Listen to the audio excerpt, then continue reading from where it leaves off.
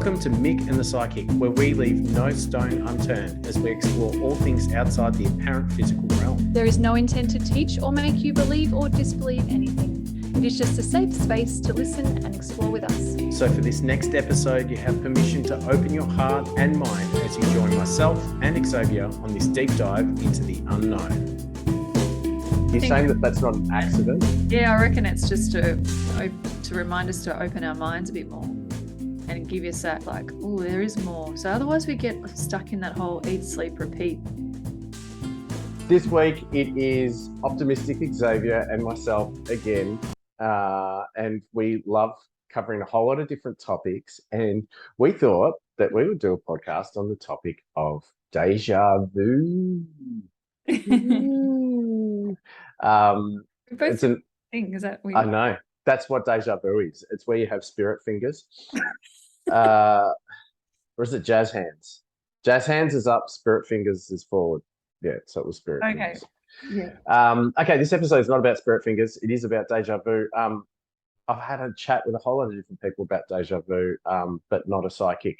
So I can't wait to have one with a psychic. And I believe you know a psychic, Optimistic. Is that right? Yes, I do. Me. Maybe you could channel a psychic. I channel an extra help to help me. Well, I would definitely be doing that if we're talking about stuff. Deja vu is not a topic I've delved into heaps, so I'm looking forward to chatting and hearing what you say about it, and then I will tune in and add more information. I was actually going to do a bit of homework on it, and then I forgot. So it'll be channeled answers about the other side of deja vu. If you do some stuff, and I'm just going to assume your stuff is a little bit sciencey and more sciencey. Yes.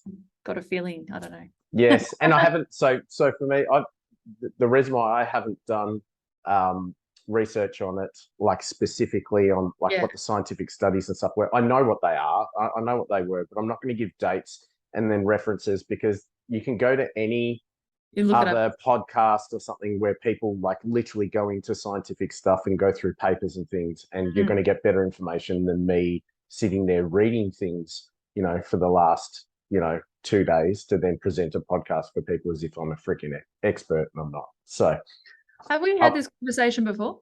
Don't. I said don't do that joke. I said don't do that joke. Joke, I reckon. A dad joke. Yeah. So I tried. No, it was great. It was somebody great. Watching or listening laugh. Yes. Yeah, I know. Someone will think maybe. I don't know. If you laughed at that, LOL in their head. Yeah, you're no longer welcome to listen to this show. And I'm joking. Please message me so I know I feel better about myself. Oh wow. So I think it'd be good. Like, I don't want to talk about deja vu and talk about the definition. I don't want to read the definition, but I think most people know what it is where something's happening and somehow it feels familiar. So deja vu is just French for, I think it's, I've seen this. So I've seen this. Yeah. There you go. I learned something. I knew it was French, because of the word, but yes. Okay. Now, the song is playing in my head. I sent you the song "Deja Vu" by Olivia Martinez or something. Yeah, right. I love that song. It's playing in my head, so it's every time you say deja vu, I get. Do you get deja vu in my head? Like I think I remember it being quite catchy, and then pointing out that COVID is also quite catchy. So horrible song. That was terrible. It was catchy, but you didn't like horrific. the song. I don't like it. We have fine. Horrific. I'm so not a pop person. It's pop. That's why. It's so poppy. It drives me nuts. But we wouldn't be allowed to because we'd have to pay money. Exactly. Thank God for that. We'd get taken off YouTube, and so we should. But I want to keep our listeners and not scare them away. I still can't believe we haven't been taken off YouTube yet anyway, but that's fine. We should actually talk about deja vu. I wanted to start with the premise of there's a couple of different things. So you've got the idea of deja vu, which is where something's happening that hasn't happened before but feels incredibly familiar. So you've got that really strong familiar feeling, but you know that this is happening for the first time. That's deja vu. But then you've got precognition, which I think some people confuse precognition with deja vu, which is where. Tell me. Well, this is where this episode came from. Was because we had a conversation where I had something that you would more likely look at as a precognition rather than deja vu. Oh, did I call it deja vu? No, we started talking about it like it's deja that's vu. And then after the conversation, I'm like, that's not actually deja vu. That's like precognition. Get all which is sciencey. more- Actually, that's not. Yeah, I get it. No, well, What's well, precognition then? precognition is something that you would get all of the time as a psychic. So it's more of a psychic thing where something's hasn't happened yet, or maybe is happening, but you're a step ahead of it, right? So it's like, you'd be sitting there. So for you as a psychic, you might be saying, someone's going to come into your life over the next couple of weeks, and he's wearing like some weird hat thing, and then they go, "Oh, that's fairly specific, whatever." And then sure enough, the week after, it's someone really important to them, and they're Sounds wearing like a some strange prediction. hat. It's like, yeah. So precognition is like, I know this is going to happen. So would people call that deja vu? Well, deja vu is different. It's as Yeah. something's happening. Yeah, you're like, wow, this is really familiar.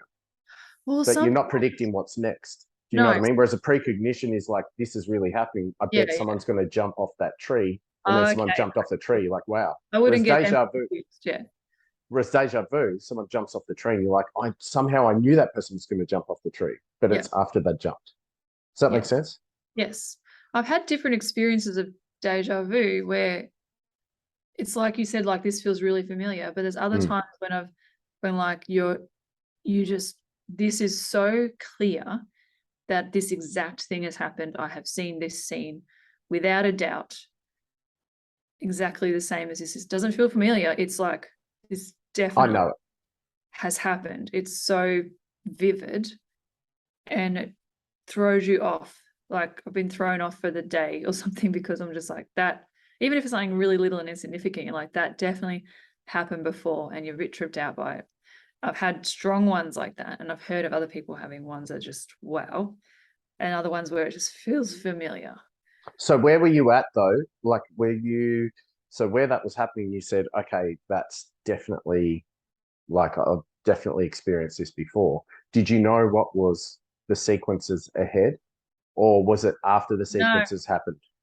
No, it wasn't. Yeah, it wasn't it definitely wasn't pre. It was just like It was deja a normal vu. conversation with somebody, and then you see something go past, and you're like, as well or something like that, or maybe it's just a conversation. I can't remember exactly the examples, but I remember being in those moments going, that I've done that before. Interesting. So like different levels of deja vu. So it's still deja vu, but one of them was like, wow, that's weird. That feels really familiar. And then another time where it's been like, that definitely happened. Like somehow there's a real conviction in there that definitely happened. Which is now making me think of a dream. You know how sometimes you have a really vivid dream, you remember all the details, and other times it's kind of wishy-washy and you remember kind of like that, really strong or really you just know something that's familiar. Yeah. It just feels like a different level, like a dream is. Interesting. So scientifically wise, so I'll start this conversation, I guess, by saying that scientifically wise, nothing has been proven as to what deja vu is. Right. Okay, so there's no one thing where they've gone deja vu is this, but they've tested a whole lot of different ideas, and then came up with a whole lot of different results, but they just haven't had anything where they've just gone, oh, okay, we found it. Deja vu is this. So it could be many things, or it could be something that makes me think woo-woo. It's not a scientifically, it's just it's more spiritual than anything if they haven't figured that out yet, because that's been around forever. Whereas I would say to that, if we're here in this experience on Earth as a physical human being, then whatever it is, wherever it comes from, it can be scientifically explained if we've got enough data. Doesn't mean it's not woo-woo, but you can at least show that it's scientifically, when this happens, that happens. Okay. Yeah. So I reckon it could be both, right? Good, So like they've got, with the different types of kind of theories or hypothesis that is out there that they've tried to prove, they've talked about them in different ways. So the difference between like a dream and a memory. So something that feels like a dream or something that feels like a memory. So we love interviewing experts from different fields about all things outside the apparent physical realm. and the one constant is that these phenomena are transmitted through energy. So we sought out and teamed up with subtle energy science To bring you, our listeners, energetically encoded technology you can use on your phone, laptop, computer, or tablet. turning your device into a powerful personal quantum energy tool. We're not the creators, nor are we qualified enough to explain it, but there is a mind-blowing number of scientific studies available on their website. And we get to try their range ourselves so we can give you an honest review. So for the month of August, we've got 20% off aura clearing with promo code MATP-861. From balancing chakras to clearing stagnant energy, this product helps you raise your vibration. It worked great during school runs for myself and the kids after the morning rush. Plus, I'll be using with my clients to amplify my work. Make sure you use the link in the show notes and back to the show. But there's there's pathological deja vu, right? So where you've had like a brain injury or something. Yeah. Or it could be people that experience epilepsy experience deja vu a lot. Mm-hmm. So the idea of that is like that due to something that's kind of shifted or happened in the brain, the neurons are firing. Yeah, they're like remembering, and it feels like current. I think they're remembering. Yeah, it's just mixing up. Where's it coming from? Is it coming from the memory part of my frontal cortex, or is it coming from this is new information being filtered through? Yeah. Do you know what I mean? So it's like something's gone bam, bam, bam, bam. But often that's quite different. The pathological they found is quite different because it's not like something that's fleeting. It's like something that's gone on for a long time. So it's people walking around going, like, my whole day feels like it's happened before. Or, you know, I think there was one guy where it was years, where his whole life felt like a memory, like he'd lived this life before. So it was freaking him out. And that was from some kind of brain injury that he'd had. So he was perceiving the world, the information coming in, as memory rather than perceiving it as new information. But because he had a brain injury, then it was due to that. They believe it was due to that. I was going to say, like, yeah, it feels like, what if the brain injury is actually just opening up? Like, is it an injury, or is it like accessing different parts of your mind that you didn't know you could play with? And bringing stuff in a different way that you didn't know you could manipulate and change. Is it bringing a barrier down or something? Or is it just put down to your brain's not working properly? Yeah, maybe. Fiddles with things. Yeah, for sure. Yeah, because obviously the scientific side and the medical side, which it should be explained, is very literal in the sense that, okay, you're perceiving new information as old information. Therefore, there's a problem with that. They're assuming there's time. Yeah, well, you have to, right? It's lineal, and so you wouldn't even enter your mind to consider anything else if you're a doctor. So in that situation, which so you should. I think we've got different roles because exactly. You're trying to medically treat somebody. Leave room for other things. It would be great if we had a completely holistic approach in everything, so you could consider all aspects, even in a hospital. All the other side, if you go see a psychic, there's all aspects, so it's a fully round, and you can go. But then what could it be confusing? Leading go into. So I guess that goes back to, you just go to where you're drawn and what you need in this life. And also, you know, you've got the idea of psychosis, right? So someone that's experiencing psychosis, it's like, oh, is that like just opening a veil to another spiritual world? Or is there something seriously going on with this person that they're suffering from, and you need to help them with the psychosis, not encourage them that they're open to new portals? You know, it could be. I would say they've got entities attached to them and clearing rather than you're shiny. if they're depending on how they're reacting to the psychosis and what's going on. And to be fair, like with mental health as well, like, you know, to be able to treat psychosis, a lot of the time what you're doing is trying to dull it down, not take it like, you can't, it's impossible to just, you know, take a medication and the psychosis goes away and everything else is normal. Like, you have to kind of just hit everything and try and get some kind of level. So it's not like the we can medically really work that effectively with those things now. But to function in society, you have to try and peg it down for the person. But it's interesting, like I guess you'd ask in hospitals, there's a lot of nurses and a lot of people that work in healthcare that would say absolutely, the woo-woo side of things still, they don't have to be addressed and not exist in hospitals, Yeah, because they'd be experiencing different things all the time. They're not sure what to do with it. That's right. So yeah, it's interesting. We've gone on to psychosis from deja vu. Well, I'm talking about where they've studied the pathological side of deja vu has been where there's been some kind of injury, and that's done that. So it's good to have this discussion, because on one hand you could say, okay, the injury caused deja vu in this way, and it looks a little bit different to other deja vu. Whereas you could also look at the side that you're saying is that, okay, maybe there's an injury there, but now that's opened up to a different existence. Maybe we don't know again. Cool.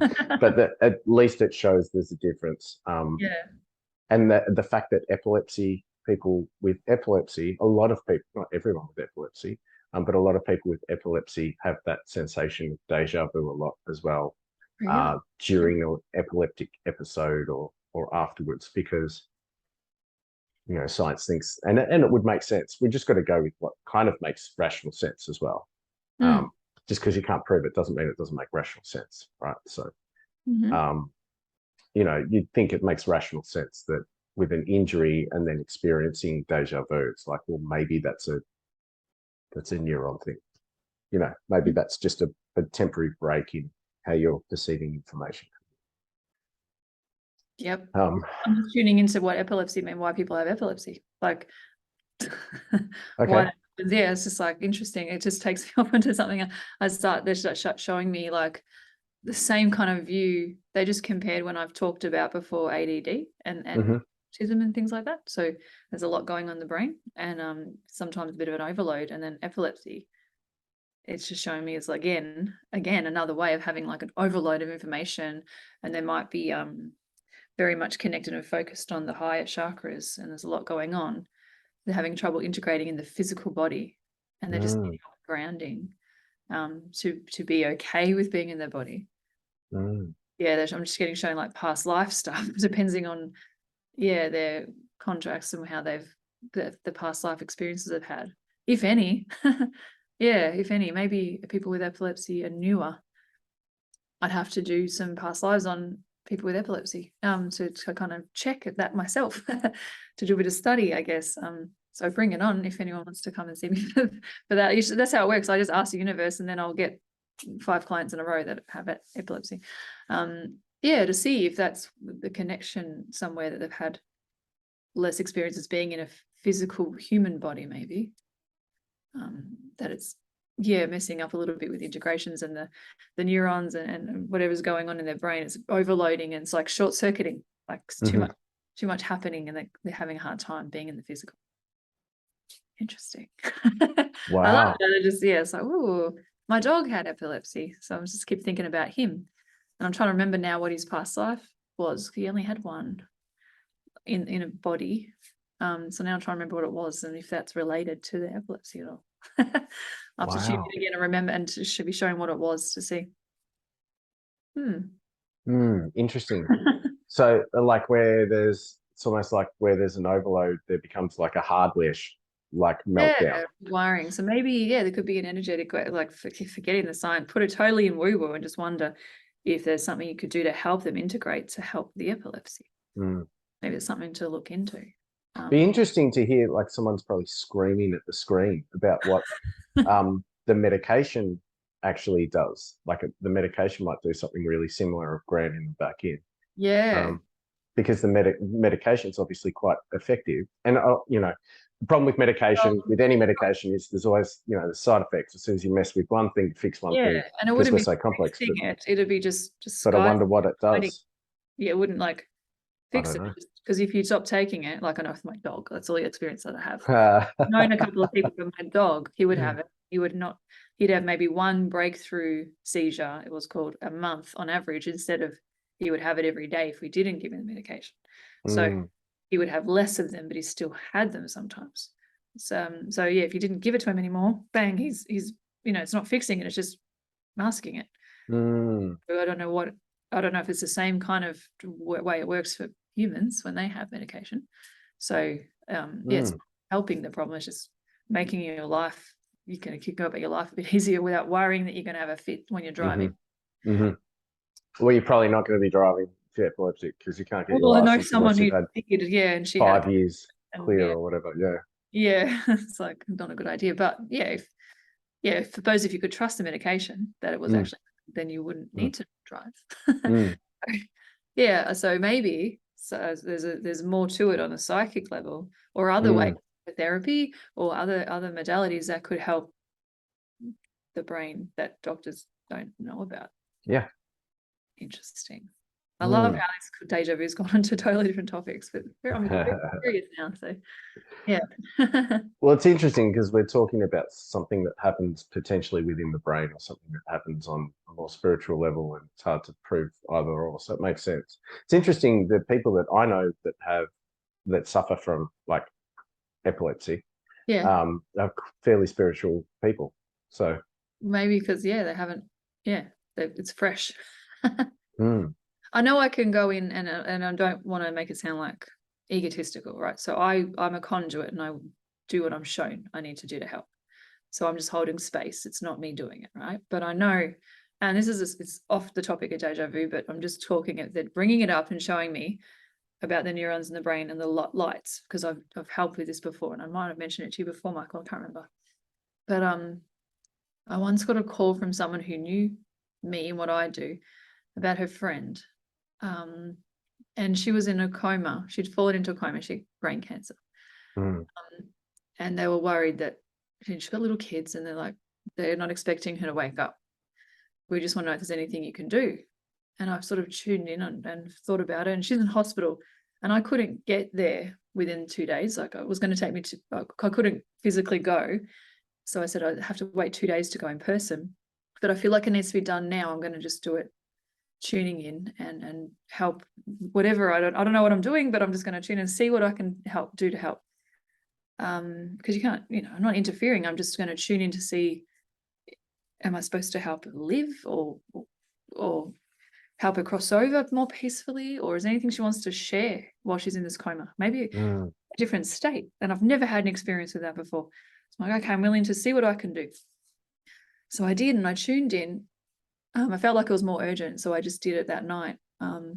Sat in front of my computer, I think, and I just put a photo of her, but I closed my eyes anyway.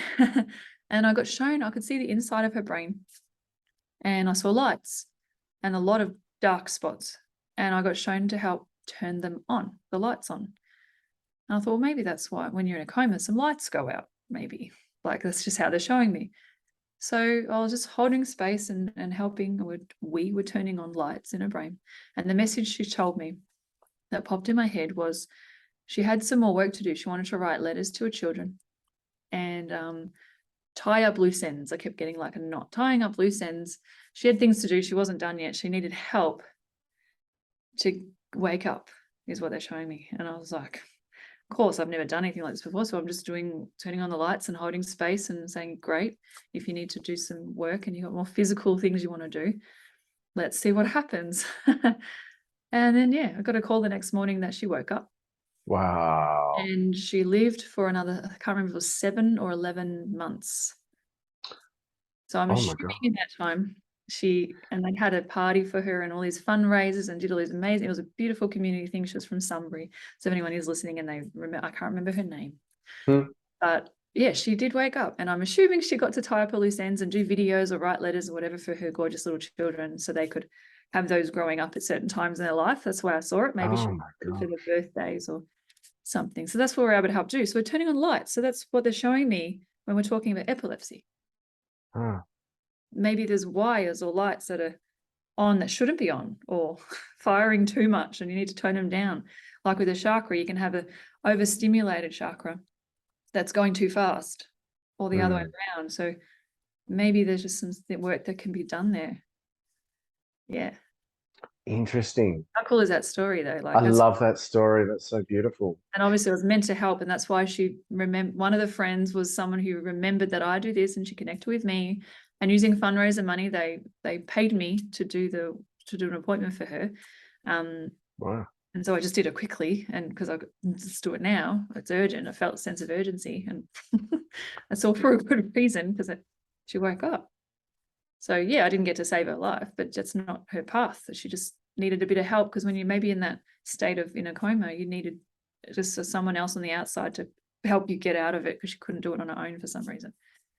And without trying to have your own agenda of, oh, okay, it's my job to fix this person or get them back to life, and that might not have been. Yeah, it's not the story. You can't save everybody. It's not what I'm not always here to do. I've helped other people that had cancer cross over. I think they just needed to enjoy their life more towards the end, rather than be stressing about it and be sad, and just have quality time with their kids and things. So not always roses at the end, but I feel like it's just as important. Otherwise, I wouldn't have been guided to see me. So off topic, but I don't usually share that story very much, because those kind of things happen, and you don't prove it. I don't get to go announce, oh, look, I woke up somebody from a coma, so no egotistical. I'm not that kind of person. Yeah. So I feel like it was the right time to share, because they showed me the example, and I feel like, now I'm really curious about epilepsy and other things like that too. I've never considered before, so I'm really glad we're having this conversation, because it must be, I don't get shown things unless I'm supposed to help somebody with it. So who's listening, whether it's soon or in 10 years time, and they listen to this podcast, that I'm like, wow, okay, that maybe it's something you can help me with. And it'll come to them, and they'll be like, I think I know this information. I remember this information. Which is actually a good segue into another thing that they tried to scientifically test. Yeah. As far as with deja vu is like, and it's a really simple thing, and it was around forgotten memory.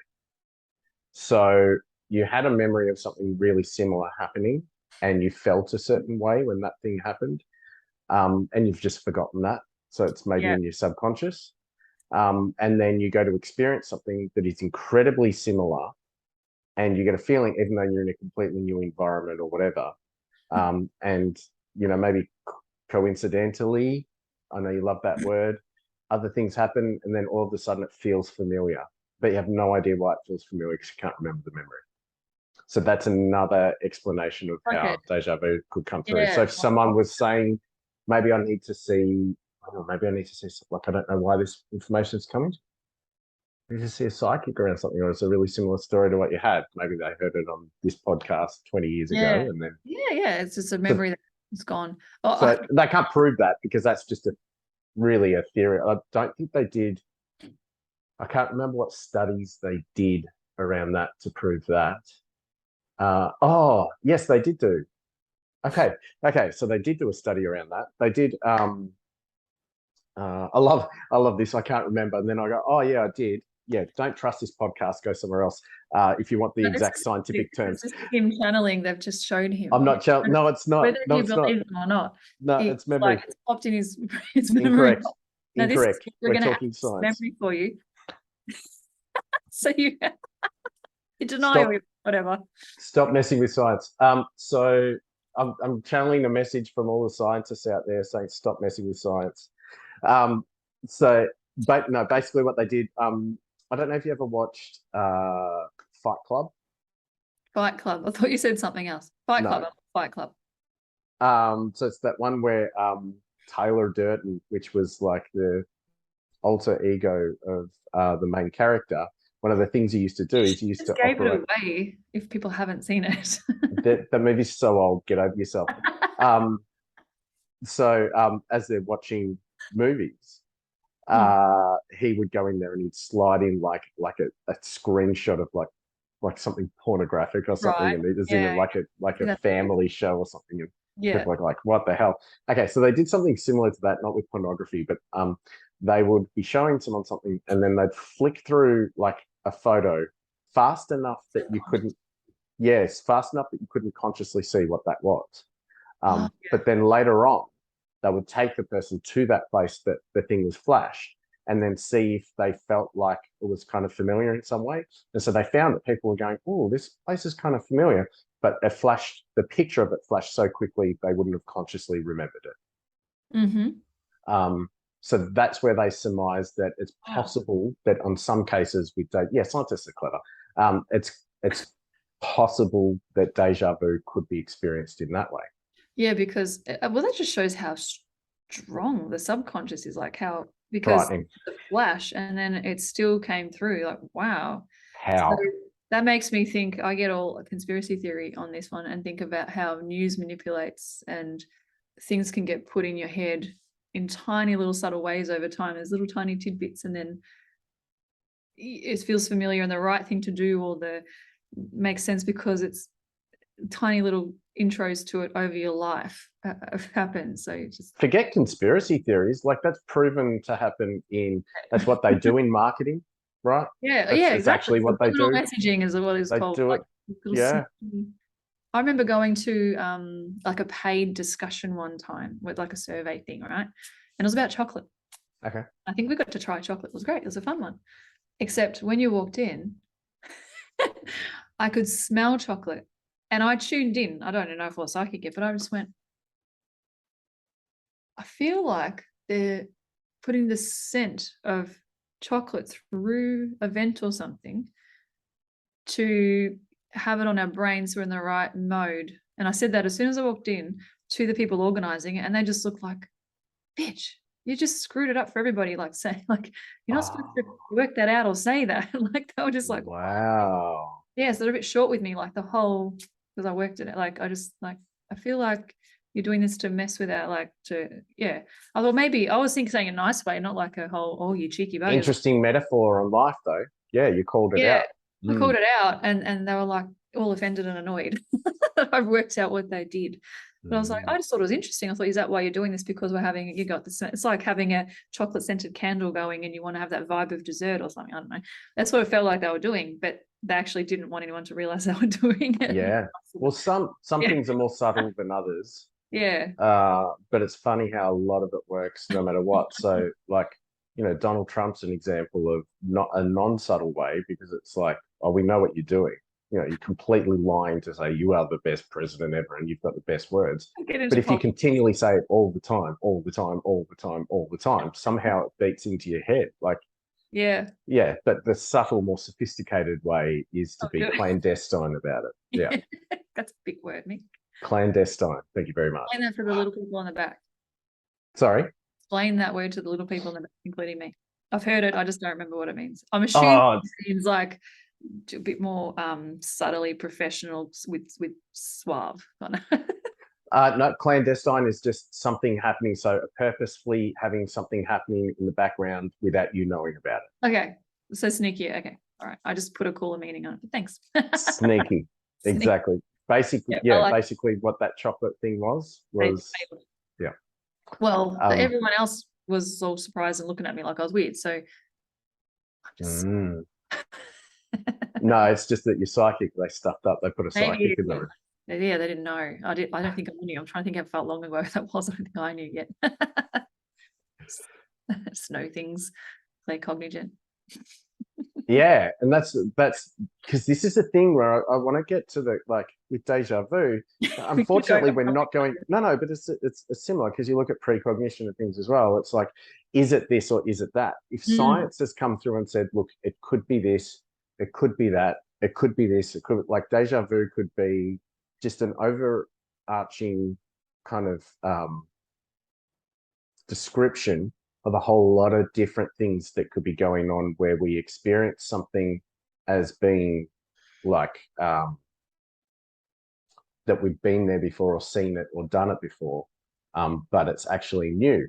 So the premise, though, of the science is to, I guess, kind of prove that it's an incorrect perception that you've done it before or you've seen it before. It's just like a trick. But they've only kind of proven those things in like just certain circumstances. It could be this, it could be that, which is fine. One other thing they did in the noughties, in like the early 2000s, was they tried to use hypnosis to, like, prove the the concept that it could be a misfiring of memory. So you accidentally see something through the perception of memory rather than something that's coming through. And so they used hypnosis to try and prove that. And this is where I love all the scientific stuff that goes through, because the more you break down how they did the experiments, the more you can go, like, this clunky. Do you know what I mean? Yeah. So I thought this was interesting. And this is why I know a little bit about deja vus, because Right, I was going to say the obviously hypnosis is involved. So, you know, I'm a sucker Yeah. sucker for altered states of consciousness, right? I mean, I'm high right now. I'm not, so what they did with this study is they hypnotized people to, and literally just putting the suggestion in the hypnosis that when they see a certain thing that's put in front of them, they will see that as a memory that they've seen it before. And this person hadn't seen this before. And then they come out of hypnosis and they brought the thing in front of them and they're like, oh, does this look familiar? And it's like, yeah, that is weird. It's like, I've seen that before. It's like, well, we literally just made that then and put it there. So, oh, that's weird. And so they're like, see, it's just that you got the wrong bit of the memory. All that says to me is that hypnosis can work really well where you can put a suggestion in the subconscious mind to believe something, and then it'll trick the conscious part of the mind into that's what it is. Yeah, that doesn't feel like they're proving anything about. Yeah. That's just right. Hypnotherapy is. That's just, well, hypnosis in general, not necessarily therapy, but hypnosis, like the stage hypnotists, you know, and someone thinks that they're a chicken. It's like, well, that's proof that people that think they're chickens, it's just it's like, no one actually thinks they're a chicken. It's just this person. Yeah, this person went along with it. Yeah, so it went in easier, and that's right. And part of them either really wanted to have fun with it, or they're part of that 1 or 2% of the population that can actually be quite manipulated through hypnosis. Very, very small percentage. So either way, it's great for the hypnotist on stage because the person thinks they're a chicken, and great for the person that thinks they're a chicken because they still go away with that story going, that was the freaking weirdest things ever. Or they're a really good actor and have no inhibitions and don't care if they look like an idiot. Yeah, they could have just made it up, but often that's not the case. No, I know. Yeah, I know. We've had this chat before about good point. Kinds of hypnosis, and that they can. Good point. It could have been someone pretending. They could have just been.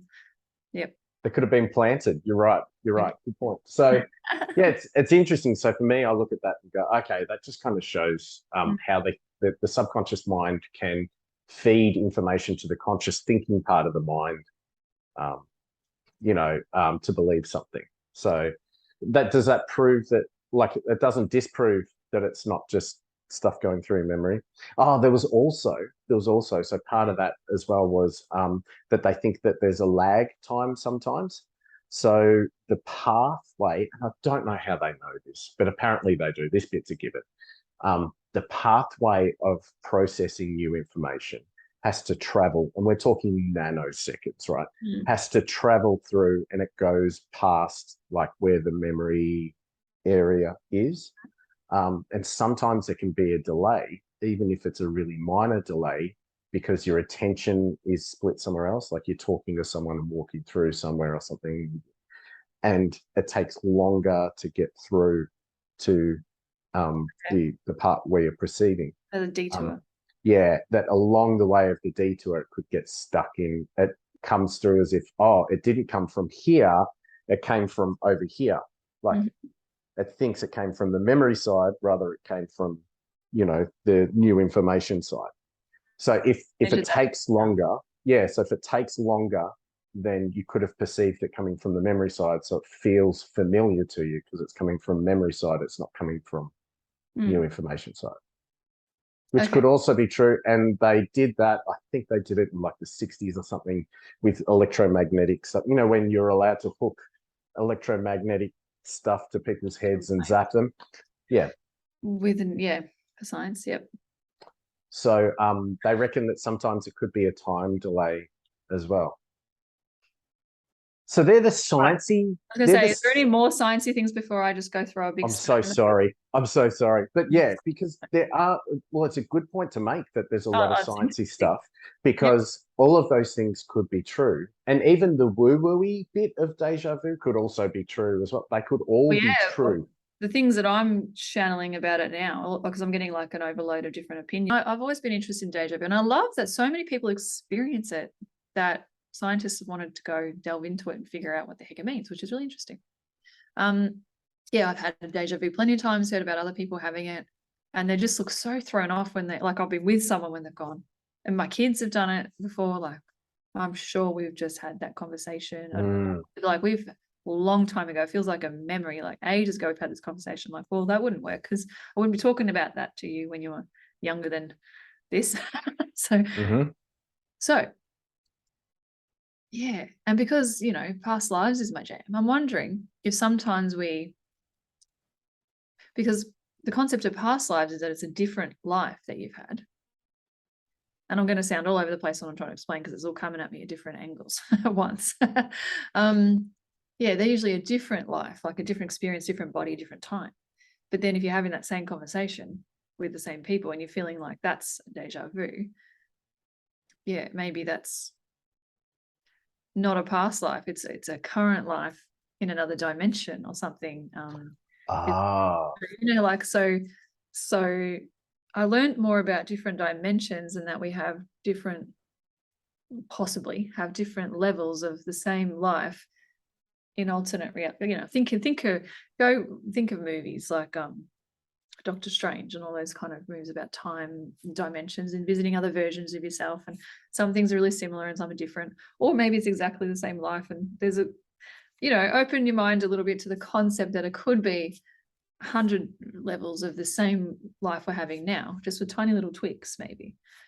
What if sometimes we're picking up on a different version of us that's had that conversation before, or just in another dimension maybe, and sometimes there's a bit of a crossover or something. So like when a twin has a feeling of something that their twin the other side of the world's doing, and they have reasons about that, I'm sure. But yeah, that could just be it's a consciousness connection. You're talking to each other because you have so many similarities. Maybe they're part of the same soul, like twin flames are, which is another podcast go watch and learn about. So maybe they're picking up on the higher self stuff in that aspect. Yeah, so there's a whole, like, maybe it's different dimensions kind of morphing. And there's another, it's making me remember, I think I've mentioned this to you before, that sometimes, it's like a glitch in the system, or a glitch in the matrix. I know you're not really a fan of the concept of the matrix. But yeah, there's that whole, like, I know people have, I've done it before and I can't remember the exact example either, because sometimes when weird stuff happens, it's just so strange that you just put it to, oh, it must have been your imagination, or you're just tripping or something like that. So like, no, like I must be going crazy, like, just so I can move on. Yeah, so like people have like been walking down the same street they always walk down, and then they see a tree, fully grown tree, and it's like, that's never been there. That's really weird. I'm sure I would have remembered that tree. I've walked past here every day with my dog. And then the next day they do the same walk and it's not there. And they're like, oh, I must have been on drugs that day. I don't know what the heck.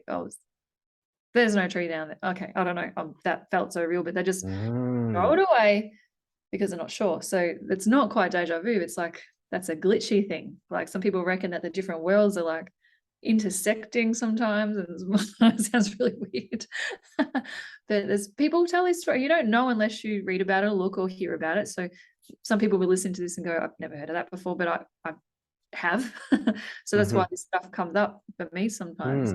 And maybe there's a bit of a glitch in the system somewhere, or maybe it's a computer, like it's not a real world. Like you think of Matrix, how we either two different levels and we don't know, and we're just, when you're awake and asleep, there's different things you see and notice, and compared to other people, or not, I'm not sure.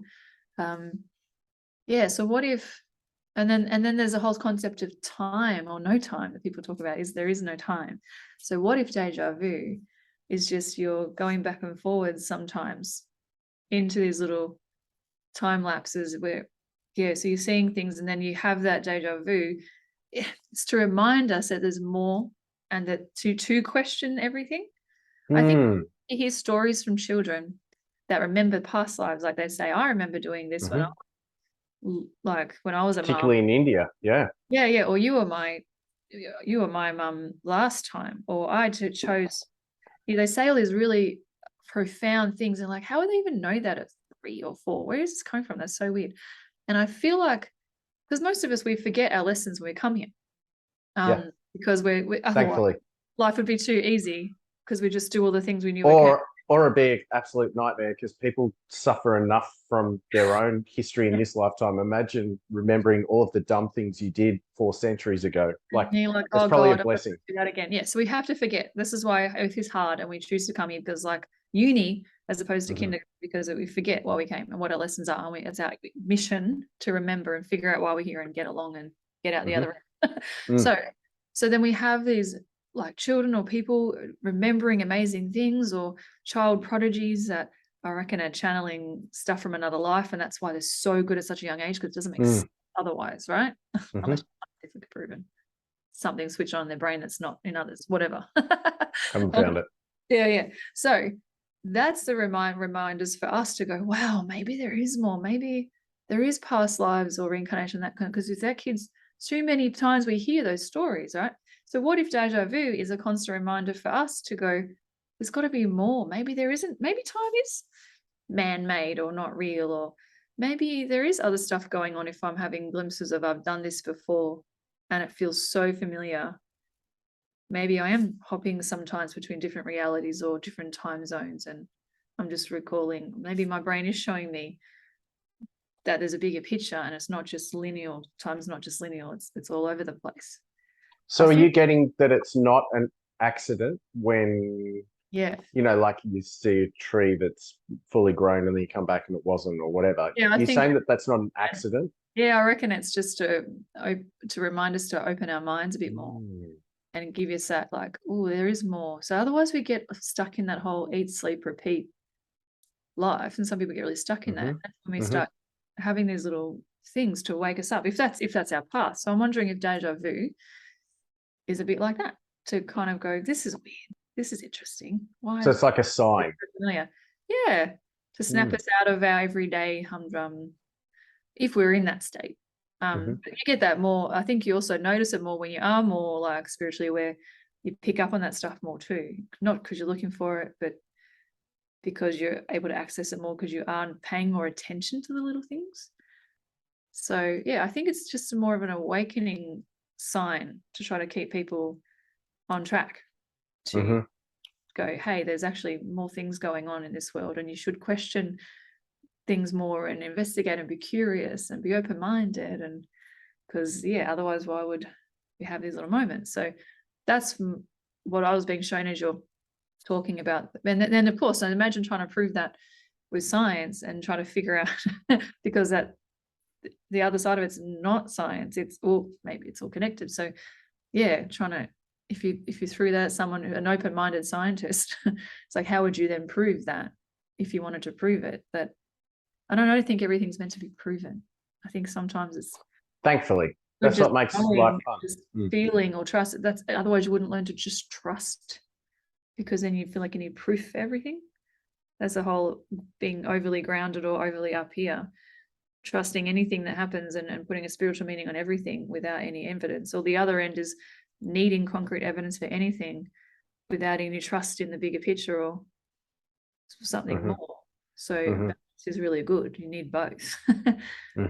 I feel you need both. So it's not really a... Well, one will expose the other, I find, in life. So people that are really super scientific and have to have an explanation for something really spiritual and crazy will happen, and their whole world will fall apart. Yes, and that's why it happens. And like, what the...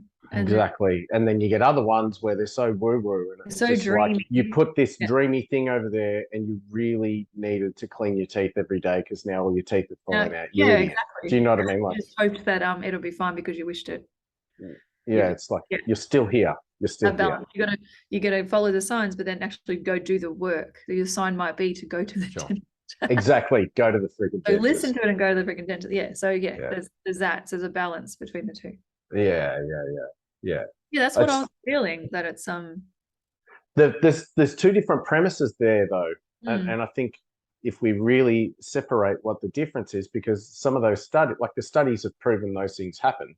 Yeah. How you interpret that is up Yeah. to you as to what that means. But I think the biggest difference, because they can both exist, it can be woo-woo and those things can happen. But the different premise there is that with looking at it scientifically, there's an issue with what you're perceiving. So a deja vu is, oh, you're perceiving it as this because this has happened, right?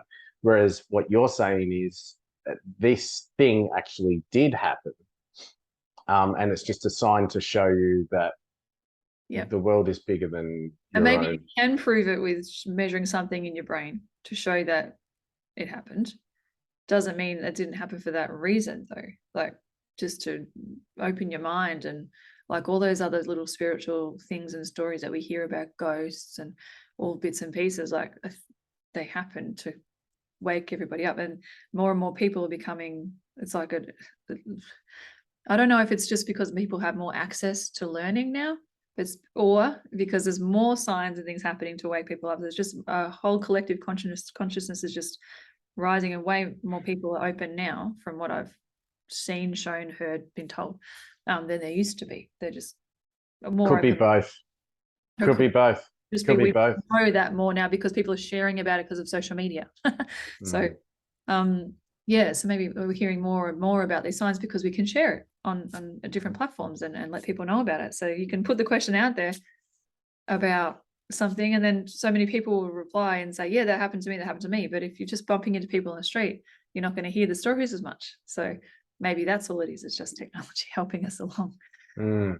Well, the only reason why science actually started really studying it, because deja vu was always seen as just too hard basket. Like scientifically, it's like, oh, that happened, that's weird, move on. Do you know what I mean? To actually study it, because it was believed to have been quite a woo-woo thing, you wouldn't study it in science or you've got no credibility. There's actually a parapsychologist from France that started it. I don't know his name. I haven't done my research. I remember his first name was Emile, because I know Emile Coué, which is a hypnosis guy way back then. Also remember the Emile part. Yeah. I remember the Emile parts, Emile Delokic or whatever his name is. And that's why it's called deja vu. That's why all the ones are French. Or jamais vu, I believe, is the one where like you should remember it because you know it's happened, but it seems like it's new. So it's like the opposite of deja vu. Okay. So it's just like French names of that. So he studied it. He was a parapsychologist. So he was already like woo-woo anyway. He was a parapsychologist studying it. But then science picked it up after that, when they found like a few like weird kind of anomalies going, oh, it's in your perception. So you perceived it as that, but that's not actually what's happening. So we'll study the brain on how it's perceived and where it went wrong in the perception. Yeah. Because the actual deja vu couldn't possibly happen in this world. Whereas the other side of things, which was always believed beforehand because science hadn't caught up yet, was just that, oh yeah, deja vu. Yeah, it was mainly considered past life stuff.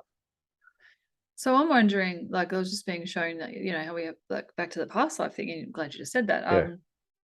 So if we experience a moment where we feel like we've done this before, totally done this scene before, just reminding us. Yeah. So not only, like I was saying before, past lives have all been different kind of experiences, different lives, different bodies, different times. Do we do this exact same life multiple times if we agree to do the same thing again, instead of always being like, okay, I'm going to come back this time? Yeah, because I get shown that sometimes people, when they don't, maybe they stayed in a relationship too long and they were abused and they should have got out sooner. That was their lesson, was to honor themselves and be brave enough to leave sooner, right? But they stayed in it, and then it got worse and bad. And so when they're reviewing their life, they're like, oh, I'm going to try that again. So sometimes I wonder if they're repeating exactly the same life, or do they just come back in a new body, new, everyone's got different looks and roles and swap things around and stuff, or there's more helpers or something. Yeah. Well, maybe it's not always a completely different life. Maybe they come back as the same and they repeat it, and that's when they get the deja vu. So maybe it's exactly So in Another level. yeah, in the Dimension or something, it creates another overlap of it. Or you could start it. Oh, this just came. Or because we make our soul contracts before we come here, right? But then you can adjust them because you're constantly sending messages to your higher self, right? And so is everybody around you. So what if you're like, when you've made a decision, your higher self's like, oh, we need to tweak that. Let's make a new contract. And then another dimension opens, repeating what you just did in that life. But you made the other decision. And so some things are going to be the same. Like you're traveling around all the same. because the higher self is getting more data, not because they want the person you're homework. experiencing does that. Because I mean, what would we know more than say our higher self from another level? Like I don't think we could give much info. Created, another like dimension of the same life. And so some things will feel familiar because you did do that in that life as well, or so similar, but you've tweaked something. I know it hurts my brain even trying to explain it, but that's what they're showing me. So I figure it's not me coming up with I'm just got shown that another life going at the same time because of a decision you made, and they want to see how it goes the other way, because you don't want to just, how we put a lot of premise on making a decision and which way it will go. So what Lineal. if you made that big decision, another version is created where you actually went the other way, and so where it's not lineal, it's just parallel. You're parallel, that's the word. And branching out. Both versions are getting sent to your higher self for the experience, because that's what we're doing here, is we're doing homework and having an experience to send back to our higher selves. So what if both of them happen? So deja vu is evidence of the branching at different. Because you've got the same end goal, but there's different paths you can choose to go. So maybe one of them, because you get sidetracked and you do it a different way, you have this scene of this conversation. Crossover point. Family. Yeah, and they have this crossover that is the same, but maybe it's at different times. And so it feels like a deja vu memory because you did have that in that life, because you're the same consciousness, the same higher self connection. You've done it a week earlier in that life. And so when you do it in this one, you feel so familiar. Okay, so they're like two lines that sometimes like this and they swap and then they go back.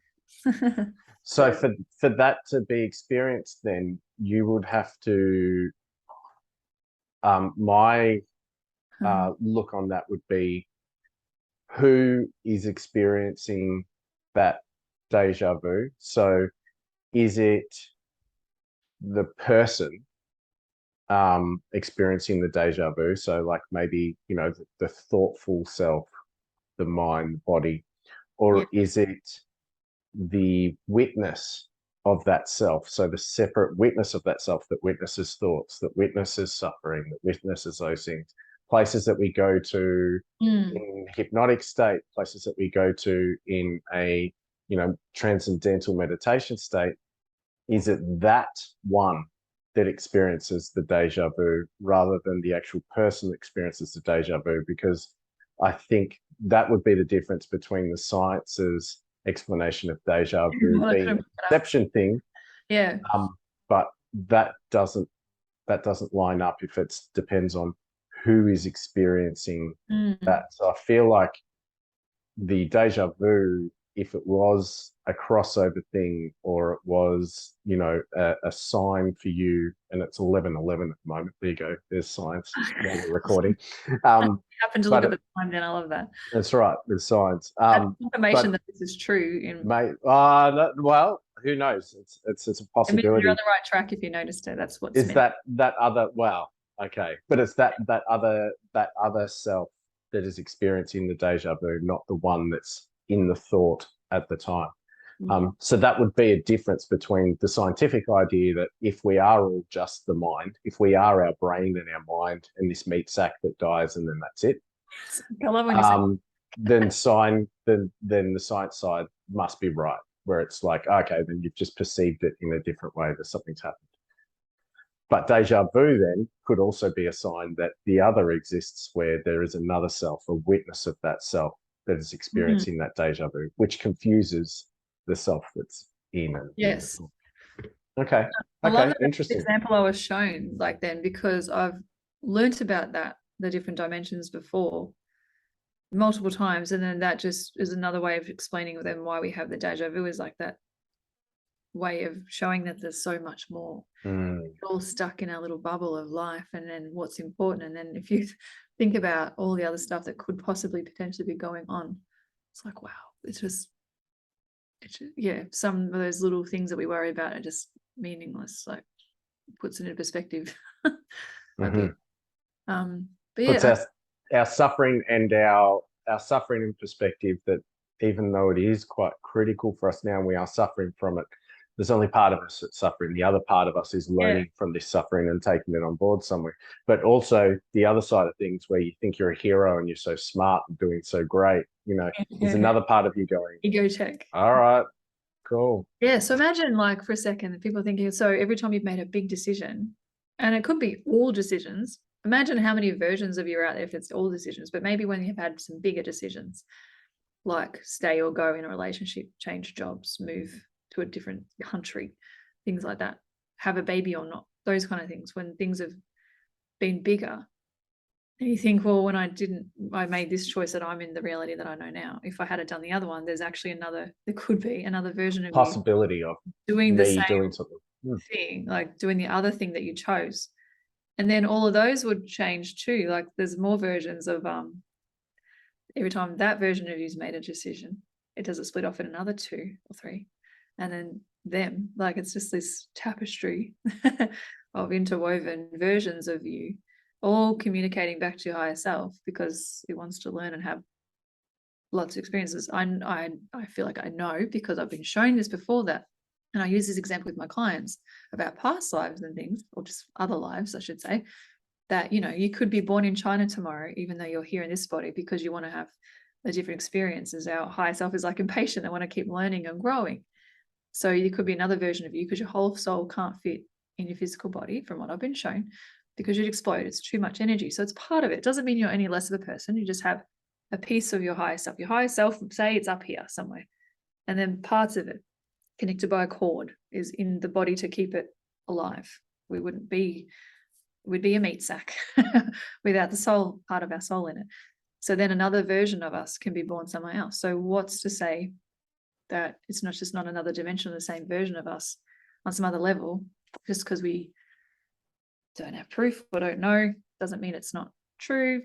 Who knows? How do you think, and you might not know, but the energy of a possibility, right? So whether it's an actual life happening in a parallel dimension and we can like think of it in a physical nature, or whether it is just a route of possibility with a different direction.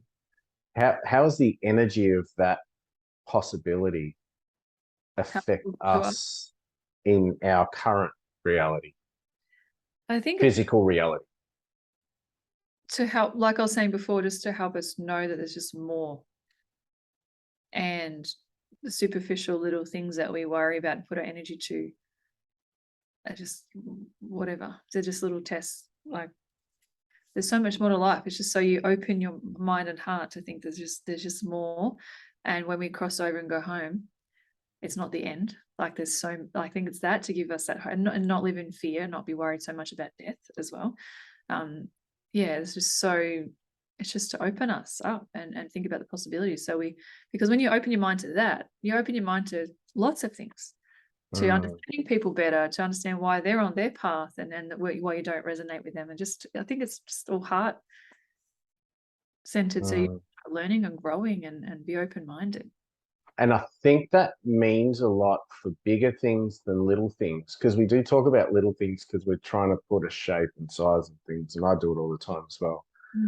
But I think where the rubber actually hits the road is when it's something that really touches you. So say you're changing the CD in your car. When we had CDs, oh my gosh, you're doing something in your car. Maybe you're on your phone, you answer a text message or something because you're on your way to somewhere important, or someone is in need, and you quickly answer the text message to say I'm on my way, and you run over a 4-year-old. Do you know what I mean? Like, that's not a little thing. And then throughout your life, and whatever happens, you might get a fine, you don't go to jail or anything, irrelevant. Like, maybe the mother or father, even forgive you. Like that is in your life a pretty significant thing. Like when you're talking about your heart and what you think of yourself, and what's the point of my life if I just ended a 4-year-old's life, and here I am eating food so I can live another day. Like, what the hell? Like, these kind of questions and things. The rubber hits the road then when these things are on your heart, not just on I said something rude to someone I love, or I hit someone. Big stuff. Stuff like that, where you like something like that really questions your whole existence. And so was that meant to happen so you could have that physical experience, and that family could too, as part of this tapestry, to report that back to our higher selves, to learn how you deal with that, how you handle that, how you live through that. But how does that help in the moment where you're trying to deal with your own and then there's another mistake? dimension where you didn't pick up the phone and look at the message, and so you didn't have to deal with that. Your life just went on cruisy. So that's an easier life. Like, that's like, what are you reporting back? Because you didn't have this profound acute experience. So is that why big shit happens to us when we go through things? So we are sending stuff back. It's like homework. And in that case, we feel like, sometimes I think about the stuff and I feel like I'm just some puppet in a play, and our higher selves are just having a laugh at us getting all stressed out about these big horrible things that happen to us, because it's like, well, we know your soul doesn't die. You're just going to come back and do things again. It's not as big a deal as it is to the humans on the earth, as it is to them, because they know you just change your meat sack or your costume to something else next time you come back. Like, whatever. I feel like it's not as important. People, when we're in it, as it feels. And that sometimes comes across as like, I look at things from a different perspective when I hear about things happening to people or what they're going through, or when someone passed away, if people say taken too soon and things like that, I kind of think, well, that's interesting. I wonder why they chose that experience. Maybe they lived till 105 in their last life and they wanted to see what it was like to go earlier this time. Or, so many more things can come into it, but I get curious. And so that can seem like I don't care, but I do. Or they're on a lunch break, and it's just like, I need you to be like this little kid and part of the family. And it's like, you're on a lunch break up there. It's like, all right, I'll come down, but only for 4 years. All right. And then we fulfill it, and then I'm back. So I can have this horrific experience for these poor parents, and this horrific experience for the poor person that runs over. Like, I mean, we're talking about serious stuff. I feel like as well, when the bigger picture,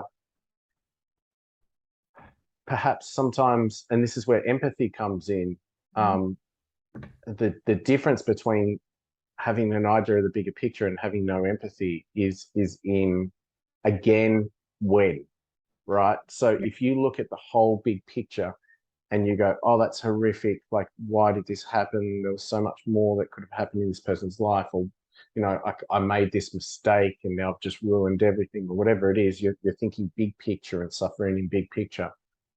Whereas I think empathy is in the dynamic of now. So not like now that you can put a shape on, because now's already gone. But the dynamic of now, as in listening to this podcast and feeling and connecting, that's the now. Didn't matter when it was recorded. It's the now is quite dynamic, right? So the compassion and empathy is in the now, not in the big picture, because when we look at the big picture, there's so much going on, we're not even privileged to what the whole big picture is, because we can't concept it anyway. But what we can conceptualize and what we can be in is in the now. So in the suffering for that person, you can sit with them and not try and make them feel better so that you feel better yourself about it, but just sit with them and sit with that, and with the parents and that sort of thing, you can be, and in that moment is just so critical. That dynamic of now is critical. And so we can't explain the whole big picture, or whether or not, oh, don't worry, you know, it was meant to be, you know, your child was only meant to be here for 4 years, so don't worry about it. Like, Yeah, that's then they want to when punch it's in you the back. now. Well, and they should. And I know Yeah, you don't say that. say it. But like, that's where I think, you know, people need to be clear about these concepts of there's other stuff going on doesn't mean that the now isn't important. If anything, that's proof that what you experience now and with someone is more critical than your memory or your imagination. So the past and the future. We only exist in the now. So this is where you have to be. So if something horrific has happened, then 100%, whether or not it was meant to be or there's a bigger picture or whatever, that's irrelevant. What's so important right now is to be with that person, or to just make them a cup of tea, or whatever the job is. You just do whatever that job is, do it 100% with your soul. That's what we're actually here for. Exactly. Because the big picture's already taken care of. That's right. Elsewhere. And even with knowing what it's like on the other side and why we come here and all that stuff, that it'd be wonderful if everyone knew or could see what I can see at a funeral, knowing that your loved one's there and all that. Like, I'd love everyone to know that. But even me knowing all this stuff and how it works and why we're here, I'd still feel grief and pain and suffering. And yes. And then I know there's more, but I'm still having a human experience, and I'm still in my body, and I'm supposed to experience those supposed to, and feel and process and feel anger and sadness and experience it, and then let it go. I just might take, you know, somebody might go through a grieving process for years, and I might do it in a week because I have extra help and knowing or something like that, but I still go through the process. And so, I would still be there for somebody, and I have been many times where they're going through loss. And if they want to know anything else about why that happened, and they will come to me and ask me. But never just saying smart ass kind of sounding comments like you said, oh, it was meant to be, you know, that's just how it's not even smart ass. I think that's just a immaturity of what, and people don't know what to say, what the situation is. Yeah, that's right. So, and there's also a reminder of, it's because there's nothing you can say to take away the suffering of someone. Yeah, and then so getting angry at someone in your grief for them saying the wrong thing, like it's hard because you're in a state. It's hard to get out, but just understanding that not everyone knows how to handle things, and they don't have emotional maturity or the experience or the knowing, and they don't know what to say, and they can disappear and back away because they don't know how to deal with it, even though they're your best friend. They don't love you. Sometimes the people love you the most run away fastest because they feel it so much. They can't face it. Yeah. So I've said this to many people that get angry at loved ones for not being there for them when they're going through a traumatic time or an illness, because they don't know how to deal. They love you. And there's other people that are so good. They snap into action when there's trouble and stress, and that's their thing, and they're good at it, and they help, and they swoop in. It's not good. Bodies, it's just they thrive in stressful situations, and they can help you more. So, definitely when things happen to people, it's just I have a curiosity around it too. So it's trying to balance that out, I think. And in the moment, it's irrelevant. The big picture's irrelevant. It's about where you are right now. And that's why it's two different things. That's why it can be true that, you know, like people talking about the pandemic as being, this is a collective suffering we all needed to go through. That you can look at it philosophically, and then at the same time, someone that can't see their loved one that's dying in hospital and they're saying goodbye over an iPad, that doesn't freaking help. That concept doesn't help. What they need right now is compassion. The situation. So both we all had can different exist. lessons and experiences during it. And maybe it depended on, it was meant to happen for everyone's experiences, but not everyone had profound lessons in getting in touch with themselves and being okay in solitude. Others really struggled with it and didn't get there, and then others had horrible things that they went through. So everyone's lessons were different. And so I said, interesting. Did you quite come out the other side thinking I learned so much and this was actually a blessing in disguise kind of attitude? Does that mean you didn't follow the advice that the contract you were given, and you were supposed to learn this and listen this, or is everyone supposed to be happy at the end, or is it just supposed to be what it is? And Yeah, I don't know. I don't So it's know. no different to life anyway. Yeah, it's just normal Yeah. life. It's another Yeah. experience we Mm. all went through in a different way together. Yeah. So to tie it back in, Yeah. deja vu, Yeah. but like what you're connecting with deja vu is that connection to there's bigger Bigger things going on Mm. that are even beyond what we can see and feel and touch, that our Yeah. perception can just be like fleetingly just go boom, and you just go, oh, that's weird. Yeah. So not to take life as seriously in that Yeah. sense. Have fun, man. Have Like, fun. just And good cry life. and grieve and be in the All moment because it's emotion. what we're here for. Yeah. You don't have Interesting. to be happy all the time. Angry is fine. Just don't take it out on other people. You can like go through stuff, feel. That's why you're here. That's why you've fixed the body that you're in. And Whether so it's feeling pain because you're overweight and you've got aches and pains and that's part of your story, you're meant to feel, figure out how to, and then do things with your body and like have emotions and tell people you love them. Don't care what people think. Just go experience life. It's not that because you only have one life, because you might have to repeat it because you've screwed up. So just go have as much fun as you possibly can and stop stressing about stupid little things that don't matter. Because, there's other friggin' dimensions out there and 20 versions of you probably. There's so many cool things going on. Like little things just, relax, man. all that from deja vu. I love it. Amazing. I don't feel like we've had this conversation before, so that's fine. This is good. Yep. Okay. Sorry to bring the mood down with my No, it was really good. my fictional story, but and I love how it went because then people, it's helping the listeners and viewers think about things in a different way too. and me. Maybe. I'm kind of stubborn in my knowing, but no, it's not. Like I love playing with the different ideas, but I feel like if I'm channeling and it pops in my head, they want me to share. Well, you get that at the same time as us. It's great. Yeah. Okay, so I reckon another time we should talk about maybe precognition as well. That's that seeing it coming and knowing what's going on and where that comes from. I don't know about that. So That's I think you just do that. Yeah. But it's interesting when it happens for other people where it's not their job. Or it's not I say your job. I guess it's your job. You're a professional, you get paid for it. But when it's not what you do. That's to me, I explain that as one of the signs that you're psychic when that kind of stuff happens. You think about someone and the phone rings or that kind of stuff. Like, are you predicting or are you just picking up on the energy of that person so you know that they're ringing because they're sending that vibe because they're thinking of you? Is it just telecommunication? What's it called? Telecommunications. Yeah, that's Telstra. Because I was using a phone example. Vodafone. What else we got? Telecommunications. Do you mean NBN? Is that what you're talking about? Because our phone lines technically all go through the National Broadband Network. Yeah. Yeah, it's just that. So it's like, is it just telepathy because you're picking up their energy and they're thinking of you? So then you're saying telekinesis, but that's what I mean. Is what I mean. I know, but I just yeah.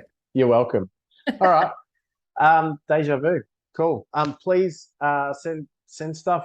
Send your thoughts or maybe your craziest deja vu moment in the comments or even via email if you listen on one of the podcast platforms. Yeah, because I'm just so interested to hear other people's stories about deja vu and what it's been.